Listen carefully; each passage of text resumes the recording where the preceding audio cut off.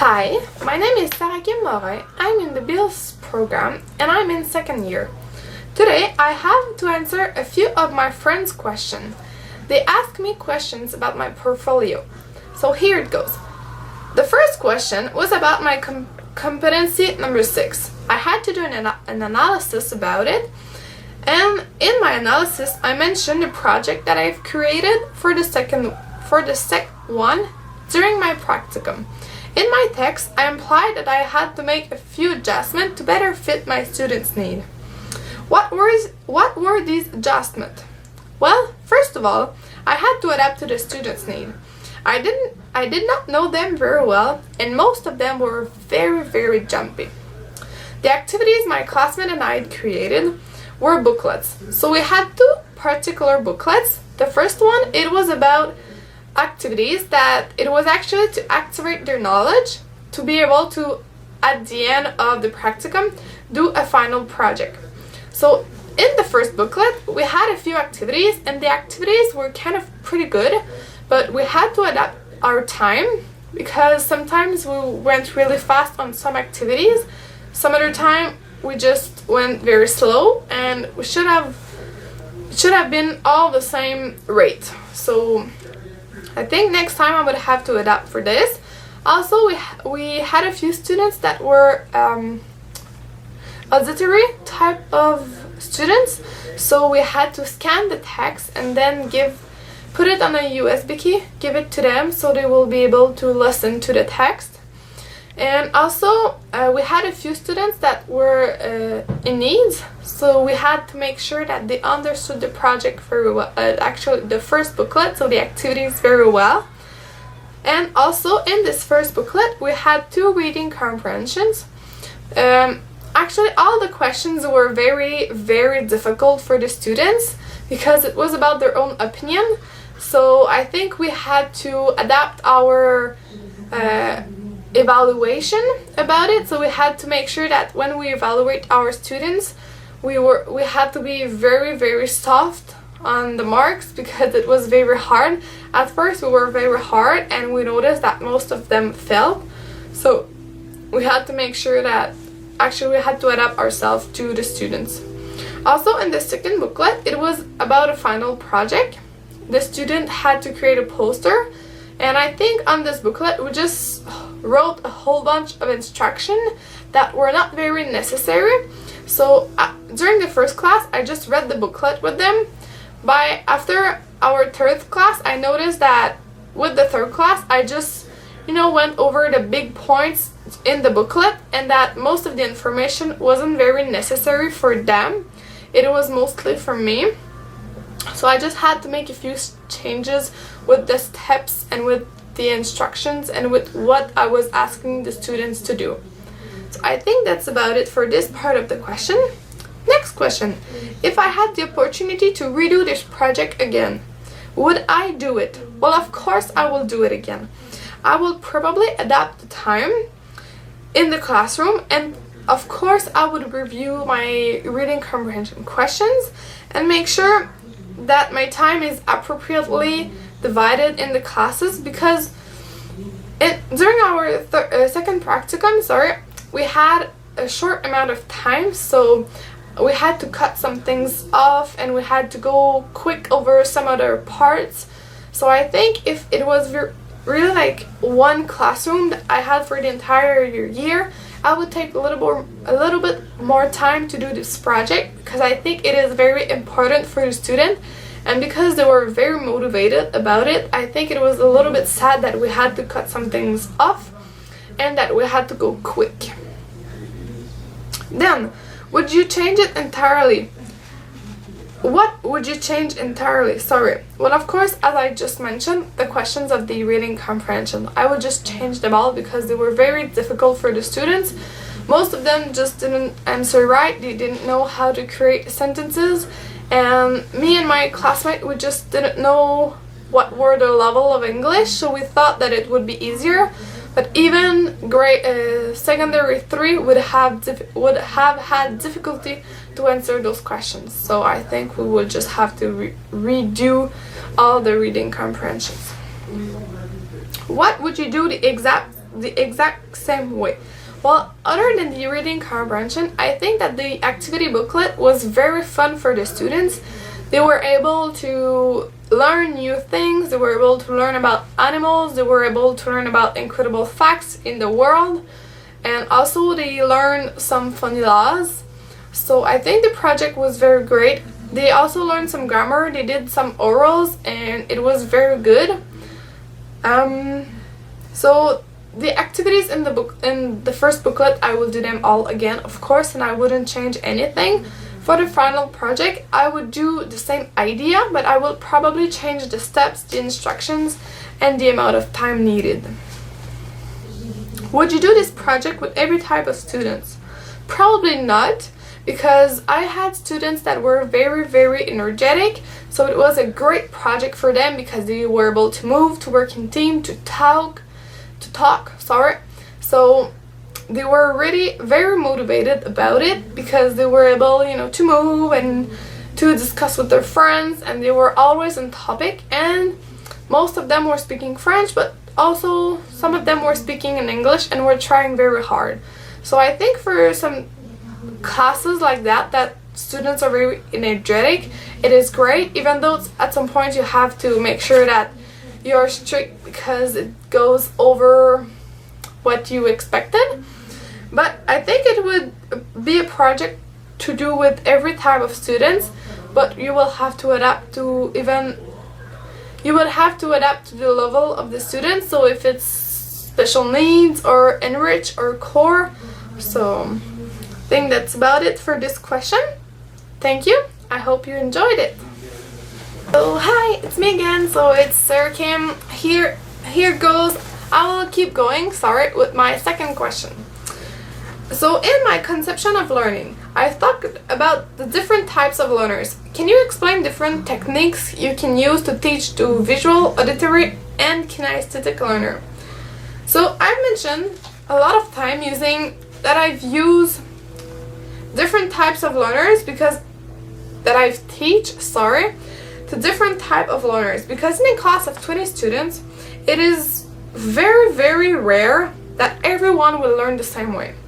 In that case, for the visual learner, because I had some of them, students, they need to see in order to understand. So for them, I used a lot of smartboards. So I had scan mouse, which I was able to scan my text, my instruction, put them on the smartboard, and then underline with them what I wanted them to do. So example, if I needed to highlight important words, I would actually do it with them. So they would very understand what I'm asking them to do, and it will help them better to understand, because if I just tell them highlight the important words, they don't know what they are. So when I was reading the instruction, I highlight the words with them. It was really helpful for the visual learners. Also, during my practicum, I had to do a final project, and if I had just gave them the instruction, it would have been hard for them to actually create the project. So what I did is, because I know that some of the students are better when they see something, so I actually did the final project by myself to help them understand what I was asking them to do. So I did a poster, I did everything I was asking for. Of course, I was a lot creative. So it was actually a very good poster, and a lot of the students really liked it, and it was it actually motivated them to work a little bit harder, because they wanted their poster to look as good as mine. So it was very funny. But I think when you ask them to do something and you actually do it yourself, it really helps them, and it also motivates them a lot. Then with a type of learner that are a little bit more kinesthetic, they actually need to move, to touch, and to feel in order to understand. So with this particular type of learners, it's actually a little bit harder, because if you want them to learn, they need to move. So I think that my project was adapted to them, because it was a lot of teamwork, so they were able to sit with someone else, to talk with someone else. Some of them, because I know that some students, they need to stand up when they were listening. They need to have a stress ball to be able to listen. So what I did is I just gave them, I didn't bother about them being up or down, or they were allowed to move as long as they were not disturbing the class. So I think with those type of students, you have to make sure that your class doesn't have any wasted time. So it always has to keep on going, so you will be sure to not lose any of these students. For the other type of students, so the other type of learner, it's the auditory learner. So I think one activity that I will suggest for them is maybe like when you read a text, it's to actually scan the text. And most of the auditory learner, they are able to use the computer while you're doing reading comprehensions. So I was scanning the text, giving it to them, and then with their special program, they could actually listen to the text. So someone was reading the text for them. Sometimes, because it was better for them, I was reading part of the text and I was reading the questions. So they would understand what I was saying, they would know how to pronounce the words, and I think this really helped them a lot as well. Also, with the courses I had, do I feel confident teaching to all types of learners? If not, which one do you have most difficulty with and why? So with the university courses, I think I am not confident actually to teach to every type of learners. While I was in practicum, I had a few special needs students, and some of them were very visual type of learners, and it was hard for me to always show them what I wanted them to do. So yes, of course I had the smartboard. I tried to use it as much as I can, but at some point it was just impossible for me. I also had kinesthetics learner, which always wanted to move. In one class, I think I had 5 students like this. It was very hard at some point to just make them sit down and be quiet and listen to what I was saying.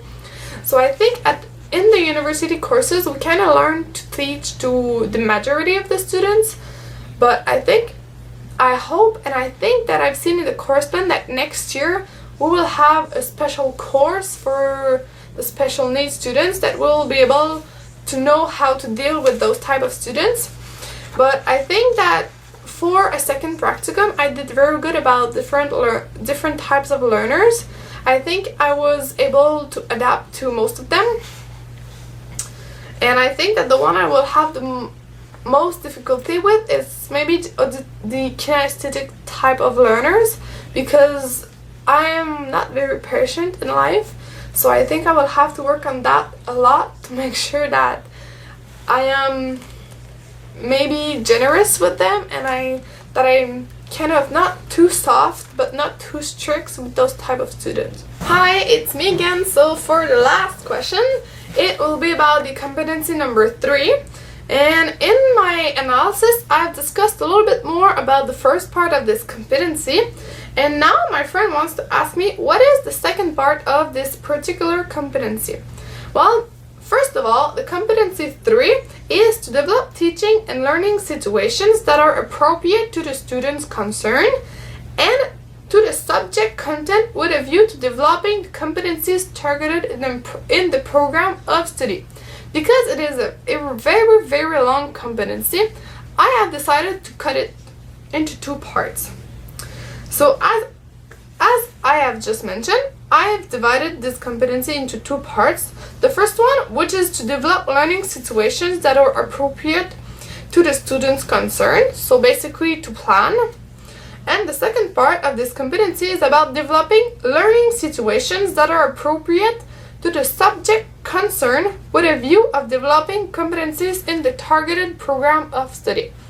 So basically, in another way, it is the ability to create a course plan and being able to know where the students are at the beginning of the year and where they will be at the end of the year. So this particular competency, I don't know. It could also be as the long-term planning. Second question, what can you do at the university or in your next practicum to master this second part? Well, at university, I am sure that in the 2 next years, I will have a course that will help me, that I will be able to practice more about long-term planning. I also have a book, actually, that the university gave us on last year, so during our first year of university, and it's called Essential Documents for BIL Students. In this particular book, it is actually mentioned all the competencies that you have to evaluate your students on when you're teaching either primary or high school. It is also divided with the core, the enriched, and I think the special needs students. So I think this would very help me a lot with, well, actually on how to evaluate my students, but it will not help me about where they are supposed to be at the end of the year. I discussed a little bit about it with my associate teacher. She didn't mention anything special about it, except that the minister actually sends her something, a book that is helping her to know where the students have to be at the end of the year. So I think looking at this book during my second practicum helped me a little bit to work on the second part, but I didn't have any classes that really were actually particularly teaching this part. Well, I think I went over all the questions. I hope it answered them very well. I tried, I did my best. So thank you. I hope you will enjoy this little video or interview about my